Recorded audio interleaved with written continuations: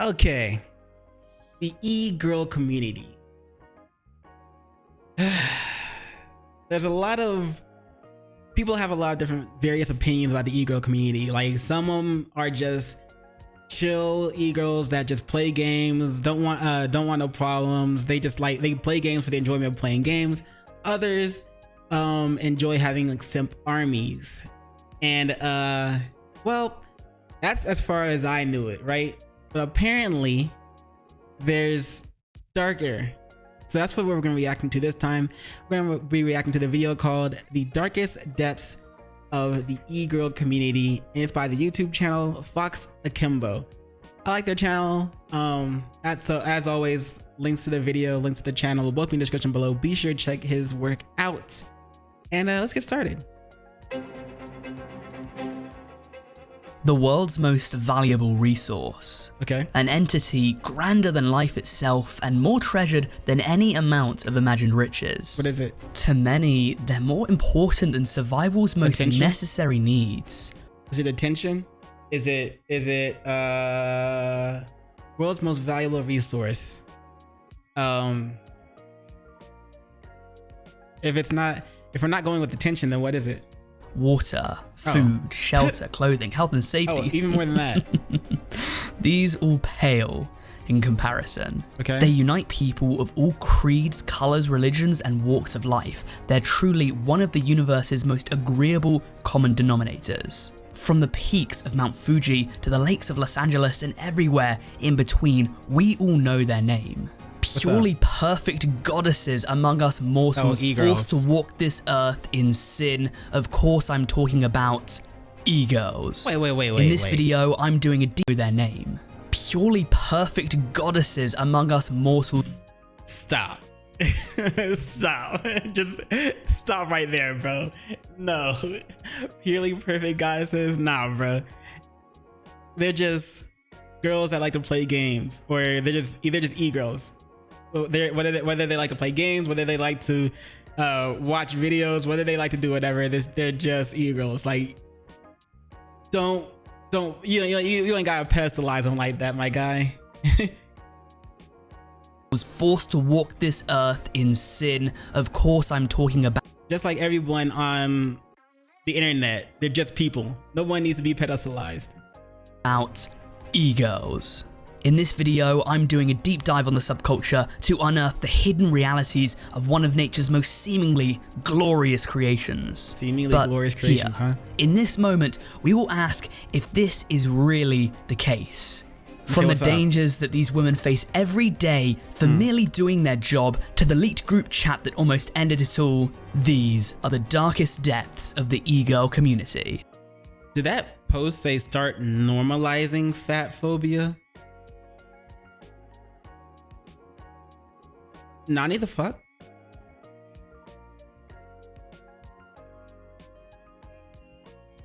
Yeah, nah. Now this is naturally a large task here, and I think the first and most appropriate place to start is to talk about some of the misconceptions in the e-girl subculture, because we need to understand what they are and how they're perceived before we can start talking about the implications of their presence online. So an e-girl is generally defined as an active internet user, likely an anime or gaming fan, who have cultivated an aesthetic that blends emo, skater and Japanese styles into their look. Right. The term has apparently been around for a lot longer than you'd expect, first appearing in the Urban Dictionary in 2009. Back then it was deemed as an insult. But it was as of the rise of TikTok that I never knew it was deemed as an insult. I thought e-girls were glad to be called e-girls. I never knew that it was once deemed as an insult. Interesting.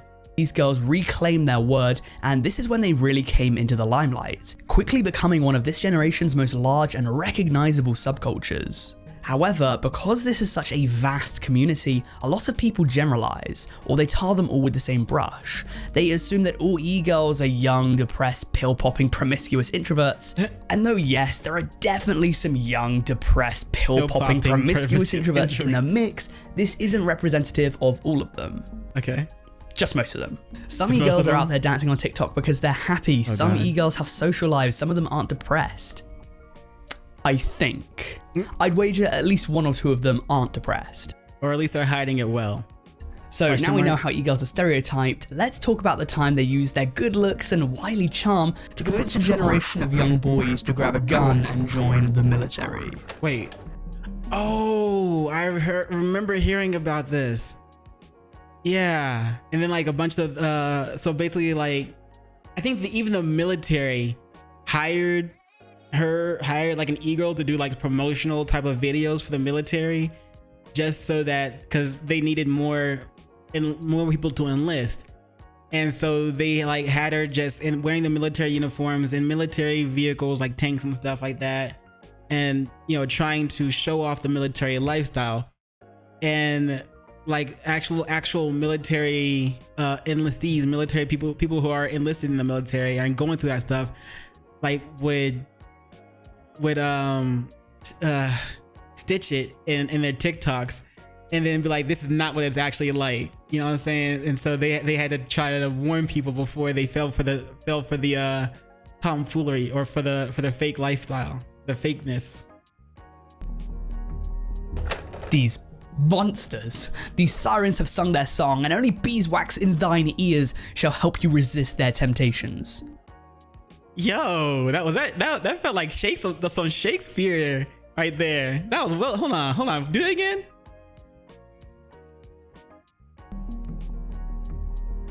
These monsters, these sirens have sung their song, and only beeswax in thine ears shall help you resist their temptations.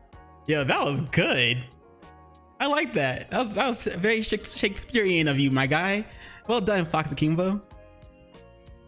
So the story here is that there's a TikToker called Heylugen who back in January of this year went viral because of her content where she posts thirst traps inside helicopters and posts selfies with semi-automatic weapons. Yeah, she hasn't actually. She's described herself as a psychological operations specialist, which has made people wonder, is this girl actually helping to recruit people to the US Army? Has she been employed to try and recruit a bunch of simpy young men to strap on their boots and shave their head? Her damn website is called Psychops, which is an overt reference to PsyOps, which means psychological operations. So while it's definitely possible, because this is just so blatant, I'd guess that it's more likely that this is just a marketing strategy to help her grow online, giving her an angle. But I mean, I'm sure that the US military has done stranger things in the past. Oh, I thought the military actually hired her to do stuff like that as well. And the strangest thing is, and you're not going to believe me when I say this, but the more you look into it, the more you might start to see just a bit of credibility to this theory. Try me. This isn't some isolated incident, and Heylugen isn't the only military thirst trap. #MilTok is a rapidly growing area of TikTok, and users such as Bailey Crespo and Kayla Salinas have both been described as e-girls using Sereno's sex appeal to lure the internet simps into the armed forces by a Days Digital article which I read while researching this topic. Oh no. This article also mentions Natalia Fadif, who is a little bit less subtle in approach, going as gun waifu online and having 2.7 million followers on the platform. According to this article, she's an Israeli influencer and an IDF soldier who uses waifu aesthetics and catgirl cosplay to peddle pro-Israel propaganda. The article goes on to say that she poses to camera Akigao style with freshly manicured nails wrapped neatly around a Glock. The uwu-ification of the military functioning as a cutesy distraction from the shadowy colonial context. So you're telling me that armies around the world are about to get uwu-ified? Because if so, count me in. I mean, let's just say you're in the middle. Bro, save yourself. Don't. No, because it's not cool. It's not cool. It's not funny because like they're pretending to be parts of, in the military just to get, more men to join the military. And what if, let's say something does pop off and they have to be sent out to fight, sent out to war. Like, the only reason they're putting their lives in risk right now is because they saw some girl on TikTok posing as a military uwu person, whatever. And so, like, I feel sorry for the guys who actually fought for it and joined the military because of those things.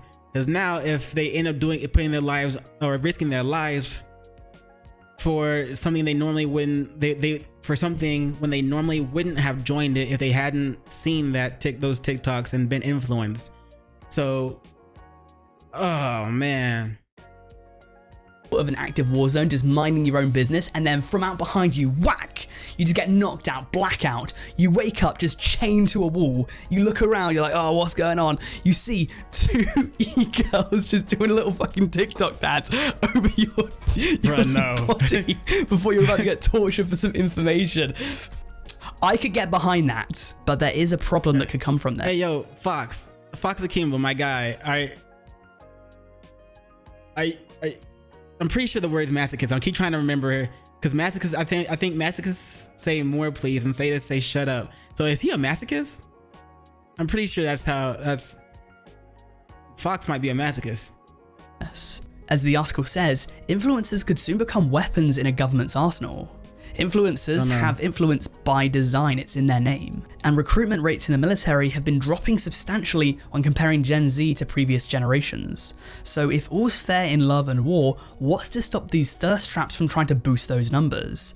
And if all of this seems a bit far-fetched to you, let it be known that in December 2022, it was reported by Vice's tech wing called Motherboard that the US military had plans to recruit Gen Z via very unconventional methods, such as through Twitch, esports, and the WWE. Particularly, they put an emphasis on trying to recruit women, black, and Hispanic people because I guess the US Army just isn't diverse enough. The Motherboard. Why is everybody worried about everything being diverse? Not everything has to be diverse right now, okay? Like, what? Why is that the sole focus of everybody's issue, especially the military? Like, it does not need to be diverse. Like, let the people, like, let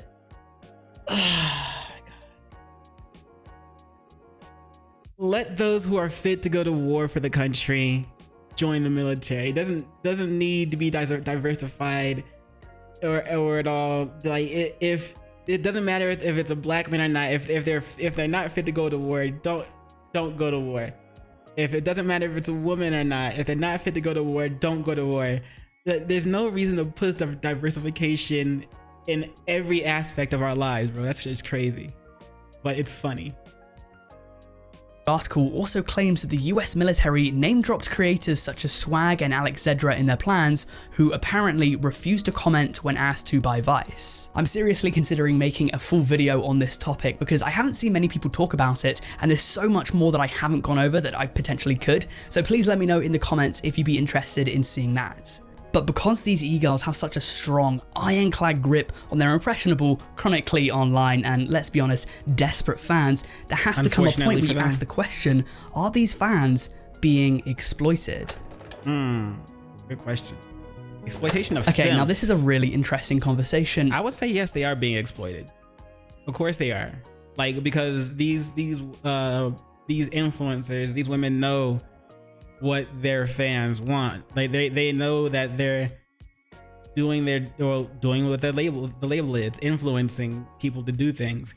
They know that they have those simp armies that will go to the bat for them. Just like when It's a Gundam made fun of one of Pokemon's fans, and Pokemon just kind of really mess up his career and some of his sponsors because of it. Like, they know what they're doing. Because different people are going to view it very differently. And we're not talking about e-girls that are just doing some funny dances on TikTok, or the ones that genuinely stream games because they love to do it. We're talking about the ones that blur the lines into sex work. The ones that dress provocatively, the ones that play their sexiness up to the camera, and they'll usually sell some sort of goods or services. And I'm going to primarily focus on Twitch because that's where this kind of thing seems the most prevalent. Yep. The fascinating thing when it comes to these types of women is that some people would say that the very nature of their employment would exploit them because women that are in sex work have notoriously been taken advantage of over the years. There's no denying that. And even though a lot of these people would not classify what they do as sex work because all they do is sit in a kiddie pool and make ASMR noises into a microphone, it's no secret that there is an overt sexual element in that to some people that are consuming their content. These people, depending on their levels of desperation, might donate some money.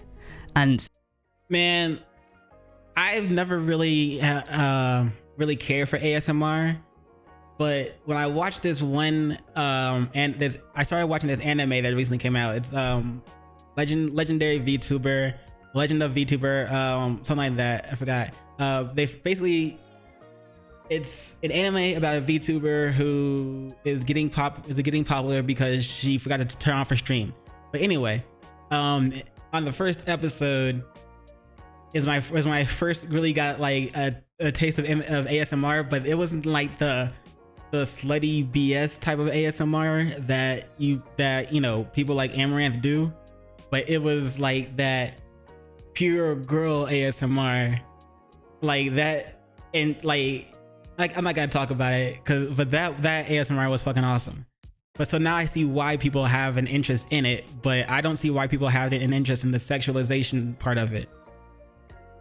Some of them might donate a lot more money, and some of them might donate a ton of their money. Thus, some people would say that these e-girls are exploiting their audience via using their body to get whatever they want, or playing up a persona to the camera, or just selling their bathwater. Like, what? That's nasty. Now, it's important to... Bro, come on. Like, I know you're trying to joke, but come on, bro. Like, come on, bro.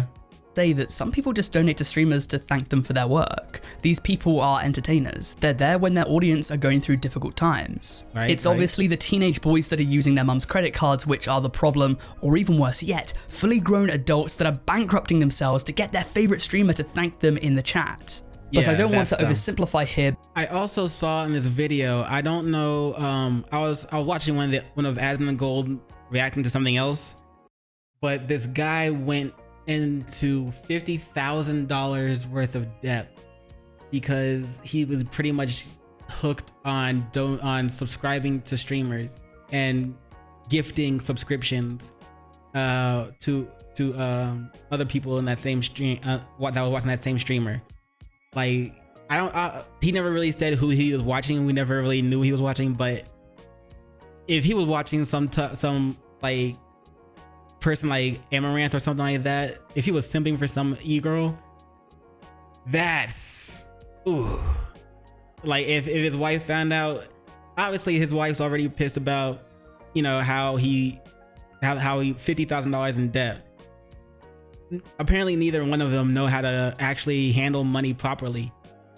But if he was donating to some e-girl and simping over some e-girl and she found out that it was for an e-girl all those donations were for, that's even worse. I mean, she might divorce him.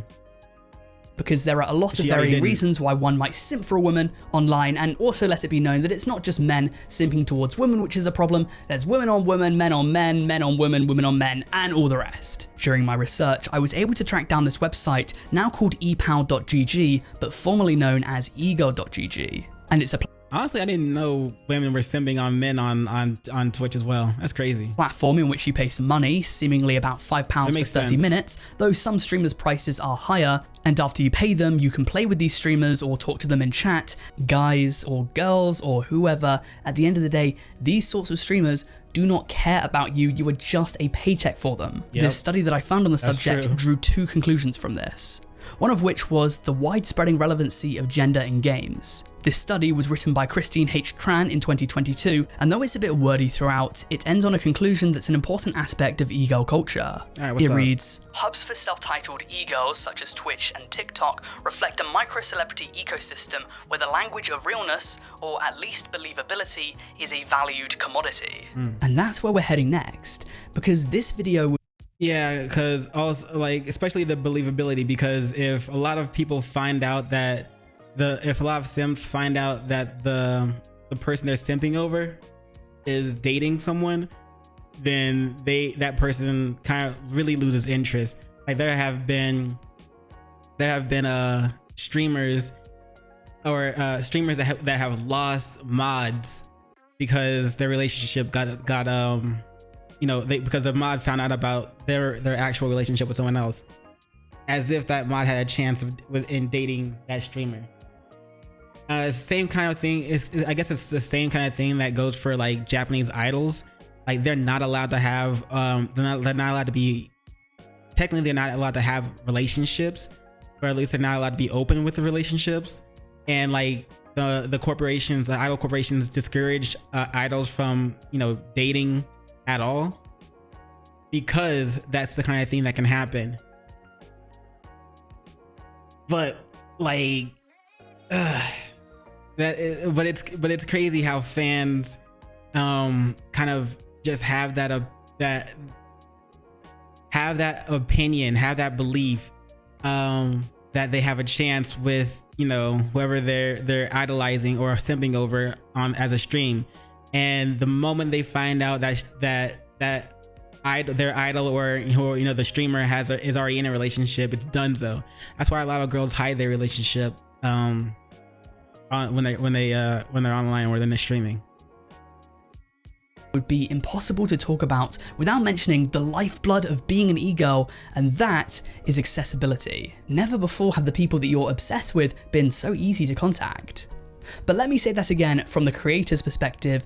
Yeah, donations. Because right? never before has it been so easy for people obsessed with you to contact you. Through donations, right? Or I guess so yeah, I don't know if I'm beating a dead horse with this one. I'm sure you've heard of parasocial relationships in the past. Just in case you haven't though, it's a buzzword that's just had all life sucked out of it by content vampires, and honestly it drives me a little batty to talk about, but if you look in the news, it doesn't seem as though things are getting any better.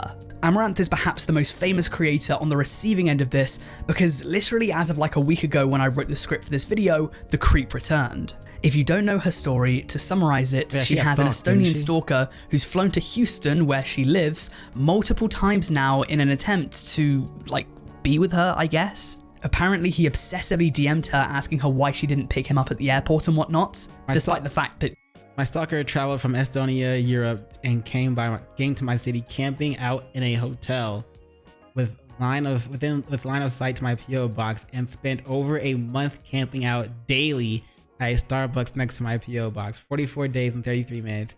He psychotically streamed every moment of it, I'm guessing. Holy shit. Okay, well, yeah, have someone send someone else to pick up your mail, obviously, but damn. She doesn't.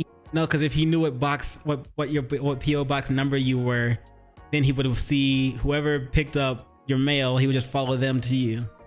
Even know him? I mean, just strange, creepy thinking. This person clearly needs help and clearly needs a restraining order. And clearly this isn't a one-off kind of deal for people on the internet, especially women. Valkyrie was stalked by a guy who also hopped in a plane to get into contact with her. Then obviously Mira, who had her home vandalized by a stalker. Nico, who had her stalker write a then obviously women. Valkyrie was Valkyrie reveals stalker flew to 100 Thieves compound looking for her. Stalked by a guy who also hopped in a plane to get into contact with her. Then obviously Mira, who had her Twitch streamer Mira left terrified as stalker vandalizes her house. Home vandalized by a stalker. Nico, who had her stalker write a Twitch 200 Nico opens up on scary stalker experience. 46-page fucking anthology on her and how she led him on. And then also Pokimane, Sweet Anita, and essentially every other large female creator that you can think of. Let me be clear that creepy behavior is not exclusive to women online, and it's definitely not exclusive to e-girls, because everyone gets it. Blokes get it, I've had it before. It generally happens nowhere near as frequently to men, and usually not as severely. And man, so sometimes you have to wonder if like for the e-girls that are hiding their relationships, would it be better for them to not hide their relationships and let it be known that they're already taken, so that people wouldn't want to stalk them? But then, you know, depending on, because people are weird, so they might instead try to say like he doesn't deserve you and then stalk you just so they can harm him. So I guess either way, it's a lose-lose kind of thing. They just had to make sure they try to keep themselves safe. So I feel sorry for anybody who has to go through that kind of thing. Only thing I can think about is like living in gated communities where people can't, where it's hard, where try to make it as hard as it can for people to get to you, but obviously not everybody has that ability to do so, and people are so crazy sometimes that gated communities won't stop them at all either. So damn, yeah, I feel sorry for anybody who's had to deal with that kind of thing. I'd like to think that I'm well versed in talking about this because this topic in particular was a large part of my 2022 documentary Discontent, where I was able to actually get a first-hand account of stalking and harassment from Kiwo, a famous streamer on Twitch. I've criticised a lot of the more negative aspects of e-girl culture so far in this video, and don't worry, I will continue to do so, but I think it's important to remember that at the end of the day, these people are humans too. Right. It's very easy to forget that. And I think it's so important to carry on talking about this because it doesn't look like too much is changing, and I honestly worry that we could be looking at tragedy not too far in the distant future. Like, just to touch more on how he said these people are human too. Like, I guess it shouldn't be hard to forget that, but people pedestalize others just depending on how popular they are. People idolize idols as well as movie stars, actors, singers, dancers, anybody who has some type of fame. People will idolize them and then put them on a pedestal. But when in reality, they're not better than you. They're just well known for doing a certain thing. You are still, you know what I'm saying? They're still a person. They still have flaws, but people will pedestalize them and treat them as gods and goddesses. And it's crazy because it's like they're not inherently better than you. They're just normal, just like you. They have a life just like you. It's just that more people know who they are. It doesn't mean they're a type of god, or it doesn't mean they're someone you should pedestalize, but that's what happens either way. There is a very real chance of something awful happening if we don't figure out a way to stop this kind of behavior. I usually don't speak from the heart very often in my videos, but I just wanted to say that. Anyways, on a less depressing note, let's add a little bit of spice into this video and talk about the e-girl group chat leak. Okay, what's up?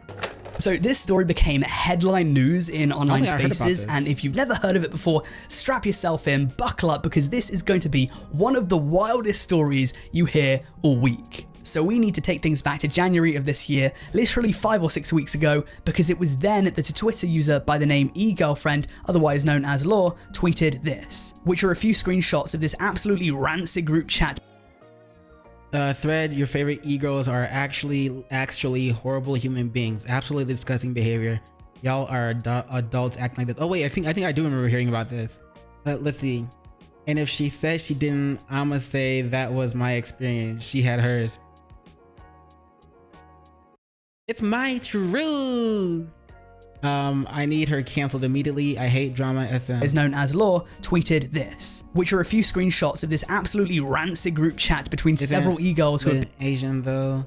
The arm on baby is hilarious because no amount of FaceTime can make you not been named and shamed as Lil Rory Vert, Pixel Girlfriend, Swoowookie, Super Etchy, and then this girl here known as Amber, but her handle was @Mimsy. These girls were exposed to the world red-handed, just saying the most spiteful, vindictive, and mean-spirited things to others. They were accused of being fatphobic and also of reportedly using racist language too. Like, there were a lot of N-words apparently being used, and I'm not talking about your nincompoops and nimrods either. These e-girls were exposed for the whole world to see. Their group chat was essentially like the burn book from Mean Girls in that iconic scene, and like, these girls had to do some damage control. They started by deleting some tweets and messages before immediately hopping on another group chat, chatting more shit, and then getting exposed for it again. Like, at that point, it's just game over. Your online career is just in the gutter. Eventually, this all got a bit too much for the girls, who one by one would delete their Twitter accounts.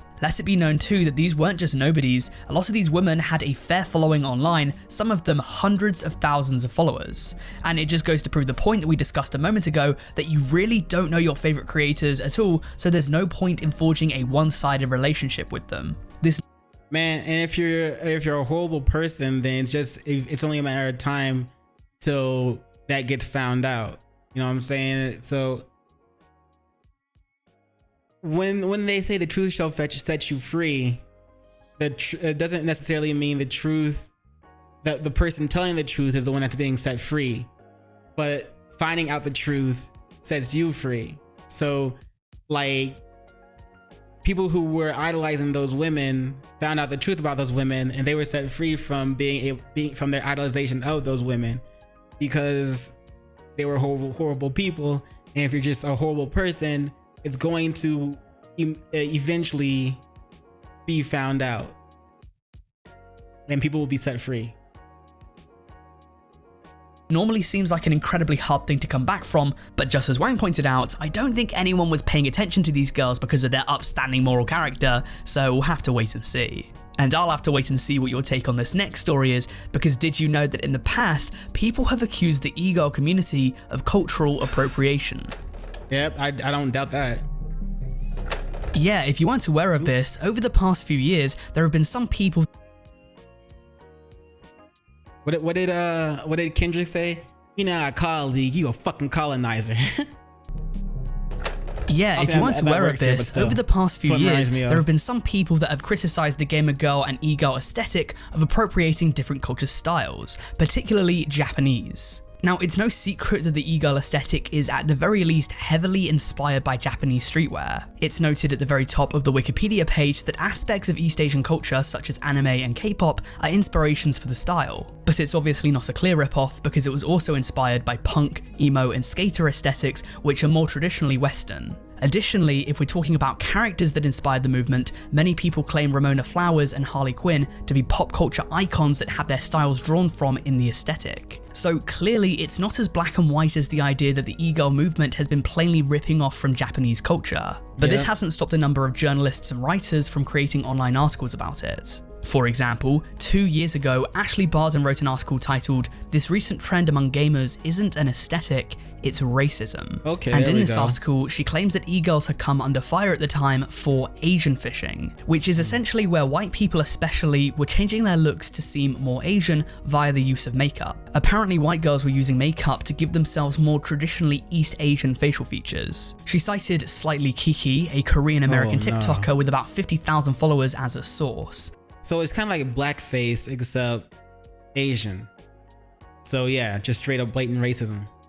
And Slightly Kiki admitted that this was neither an important nor a pressing issue for the Asian community, but it fetishized the culture, and it added to an anti-Asian sentiment. It reduced them to what Barden called an overall sexy caricature of what Asians look like. In 2021, this same sentiment was shared by Sid Hoped of the Daily Nexus, the newspaper of the University of California, Santa Barbara, in an article titled, "Your Gamer Girl Aesthetic Has Real Consequences." And it cites a Teen Vogue article to back its point that back in 2021, there was a TikTok trend called the Fox Eye Challenge, whereby participants use makeup to try and allow their eyes to appear more Asian. Now, of course, not every e-girl is taking on the Fox Eye Challenge, but it is a small, perhaps unwelcome part of the e-girl community.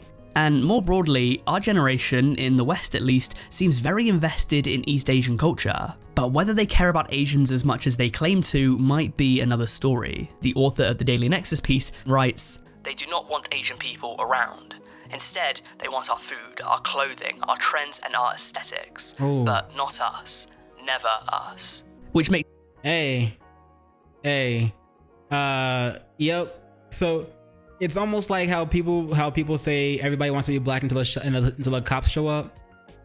E-girls want to be Asian until the Asians show up. Then they just don't want them around. Question mark? Makes me want to ask any and all Asians watching this video, what do you think? Is the e-girl aesthetic and culture appropriation or appreciation? This is a belief held by a small number of people, no doubt, but this opinion does exist. The Huffington Post, for example, had similar concerns. But this might be stemming from a more positive place, that being that East Asian popular culture specifically is becoming way more common in the West. And is culture not meant to be shared and enjoyed? But this might come at a bit of a price too, because throughout my research I found one common yeah, it is meant to be shared and enjoyed, but the moment you start to try to push out the culture that you're trying to imitate, the moment you start to push out those who belong to that culture that you're trying to imitate, then that's when it becomes a problem. That's when it's appropriation and not appreciation. Just like how he said, they wanted to, you know, pretend to be Asian, but they didn't want Asians to be around. Like, that's when it's straight up a problem. Thread, a warning in place, and that is the sexualization of Asian culture and how e-girls have infantilized it. And if you don't know the term, it means to treat people as children regardless of their age. And in reference to what we're talking about, to infantilize a look that you also sexualize, I mean, this is clearly problematic. Yeah. So let's have an open conversation about society's beauty standards towards women in particular. Traditionally, they're held to a standard where they're primarily sought after in their 20s. I mean, don't get me wrong, there are still plenty of absolutely stunning women in their 30s and 40s or even 50s who might be considered very beautiful, but generally, if you compare them with the ages of the most sought after men, there's just no contest. I took a look at the Economic Times Sexiest Man Alive for the past 10 years for research purposes, and I found that the average age of their sexiest man alive was 40.3.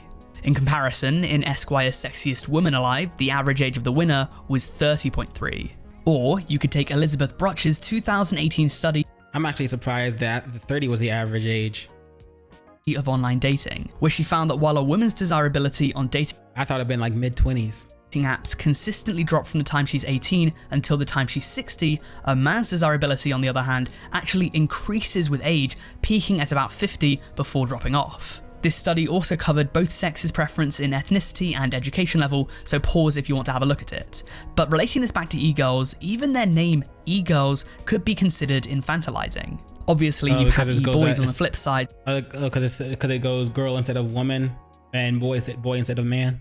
So it's not exclusively a female issue, but the underlying theme here is that youth is at the center of beauty standards. Clearly, there are biological factors for this that we just can't escape. Youth is peak fertility, youth is peak strength and physicality, but is this aesthetic going too far? The Daily Nexus article writes, "These gamer girls take to Twitch and actively stream in this Asian fishing makeup, often dressing in infantile clothing and acting in a submissive demeanor that reinforces the concept of Asian women as subservient, childish, and dainty." So clearly, infantilization and racial stereotypes are going hand in hand. It's strange that this hasn't been spoken more about. But there is also a flip side of the argument, and there are 2 points I want to bring up here. Firstly, e-girls are not the first generation of women to be infantilized. Since the dawn of media, and even prior to it, it's happened over and over. It happened to Britney Spears 20 years ago, Marilyn Monroe 70 years ago, and I'm sure to many more before then. But secondly, there's the idea that this sort of aesthetic is only sexualized if you think it is. There have been a few e-girls who say that their method of dress is merely self-expression, and so if you're sexualizing them, that's on you, not them. Blaming. But at the same time, they know what they're doing. They're trying to be. They're doing it to be sexualized. It's kind of like,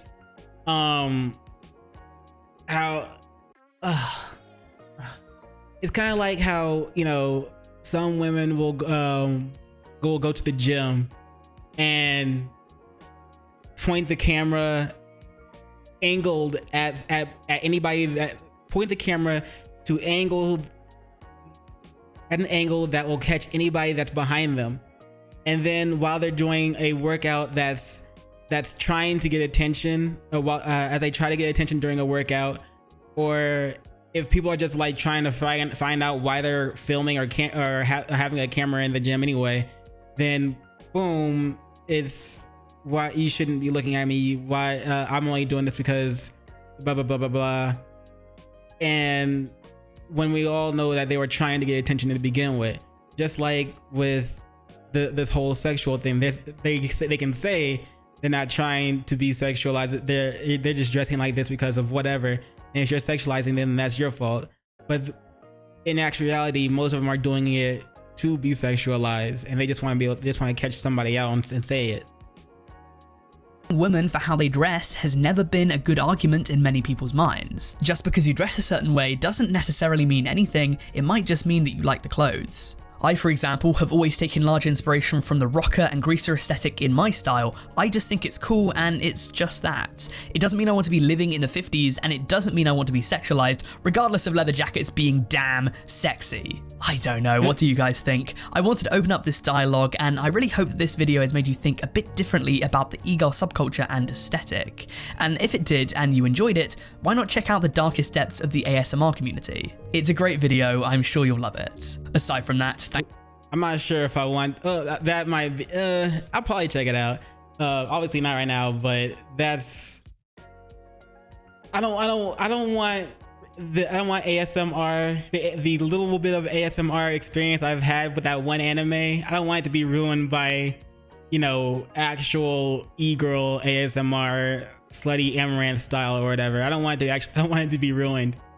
But anyway, that's all for this video. As always, like I said, like I always said in the beginning, link to the channel, link to the video will both be in the description below. So be sure to check out FoxAkimbo. He's got some great work. And yeah, don't forget to do those 3 things I like to ask you to do, and like, comment, and subscribe. And don't forget to hit the notification bell for more videos. Yeah. And you know what it is after that. In case I don't see you, good morning, good afternoon, good evening, and good night. Peace. Much love to you.